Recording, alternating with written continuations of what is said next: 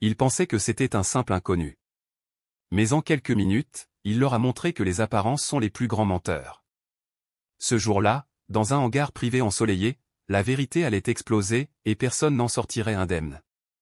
Ce matin-là, les rayons dorés du soleil baignaient doucement le tarmac d'un aéroport discret, réservé aux plus privilégiés, niché non loin de la baie de San Diego.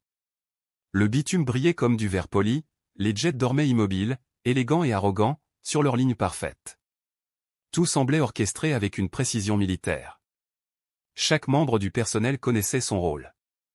Les gestes étaient automatiques mais maîtrisés, le balai bien rodé des valises hissées, des listes mises à jour sur tablette, et des passagers accueillis avec des sourires calibrés et mécaniques, mais impeccables. C'était, en surface, une matinée comme tant d'autres. Jusqu'à ce que lui entre. Il n'avait ni garde du corps, ni bagage tape à accent grave l'œil. Juste un sac porté en diagonale sur l'épaule. Sa manière de marcher n'était ni arrogante ni effacée. Plutôt, inébranlable. Il avançait comme un homme qui n'avait besoin de l'autorisation de personne pour être là. Il ne cherchait pas à se faire remarquer, mais son calme presque déconcertant attira, comme par magnétisme, l'attention du superviseur en chef. Elle le vit immédiatement et fronça instinctivement les sourcils. Une présence étrangère à ses codes.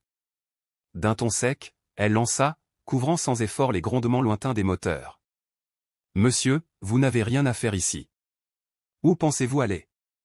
L'homme s'arrêta, pivota tranquillement vers elle, et répondit avec une politesse désarmante.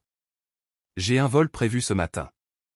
J'ai numéro 7. » Elle avança vers lui, ses talons claquant avec autorité sur le sol lisse du hangar. Son uniforme était impeccable. Son ton, cassant. « Je ne crois pas. Ce jet est réservé à une personne très importante. Et vous n'en avez clairement pas le profil. » Il soutint son regard. Son visage resta neutre, presque fatigué, comme si cette scène, il l'avait vécue 100 fois. « Avez-vous vérifié mon nom ?» demanda-t-il simplement. « Je n'ai pas besoin de vérifier quoi que ce soit, répliqua-t-elle avec un soupir agacé. On sait reconnaître les curieux à 100 mètres. Autour d'eux, quelques techniciens stoppèrent brièvement leur activité. Un jeune mécanicien leva les yeux, visiblement mal à l'aise. Mais un simple regard du superviseur le cloua sur place. « Je vous demande juste de confirmer la liste des passagers, reprit l'homme, toujours posé. Elle éclata d'un rire sec. Vous croyez que ça marche comme ça?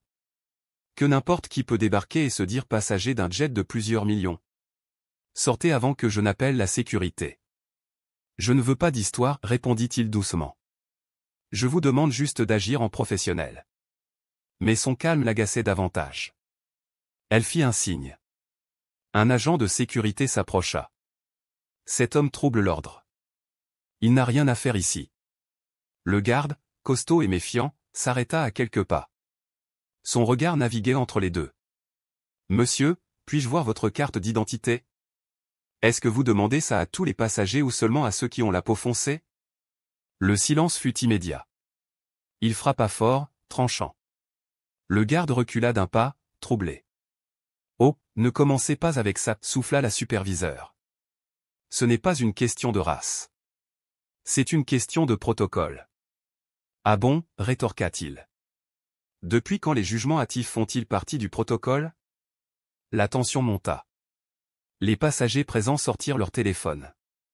On filmait désormais. L'atmosphère avait changé. Un malaise palpable s'installait.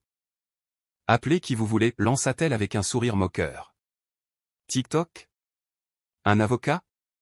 Votre maman? Il ne répondit pas. Il sortit son téléphone et composa calmement un numéro. Ce que je vais faire, dit-il à voix basse, c'est appeler la seule personne qui peut remettre les pendules à l'heure ici. Elle croisa les bras. Et maintenant quoi? Vous allez appeler un journaliste pour une interview en pleurnichant? Non, dit-il sans la regarder. Je vais simplement laisser les faits parler.